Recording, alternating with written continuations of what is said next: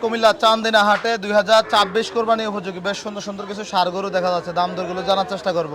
কেমন আছেন ভাই? ভালো ভালো আছেন? আলহামদুলিল্লাহ। যাচ্ছে নাকি এটা? না, এটা যাচ্ছে না। রং কেমন দিছেন এটাতে? এটা তো রং দিছে লাল কালার, এরকম লাল কালারটা কালার। এমন? জি, মাশাআল্লাহ সুন্দর কালার। এই কালারে তো দাম নিয়ে যা পরে ঈদে সবাই এই গরু নিয়ে কাঁদে ভাই।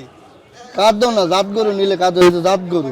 আচ্ছা, জাত গরু জি, কিন্তু দাম বেশি দিয়ে কিনতে হয়, পরে বিক্রি করতে গেলে পারে না ভাই, কথা ঠিক নেই ভাই। এটা বাজারের লোকের হিসাব। আচ্ছা ঠিক আছে, আপনারা তো কিনে আনেন, আপনাদের কিছু করার থাকে না। কত চাচ্ছিলেন এটা ভাই? এটা 35, 1,35,000 না শুধু 35? 1,35,000। আচ্ছা, ভাবছি তো ডিমের দামে গরু বিক্রি করবেন আজকে। হ্যাঁ, ডিমের দামে দিবেন নাকি? ও যেই দামে চলে, এখন যেই তো আবার দামে 1 লাখ যোগ করছিলেন। কত বলছে বাজারে বলেন তো একটু? বাজারে কইছে তো এটা 10,000, 12,000। কত বেচা বিক্রি ভাই?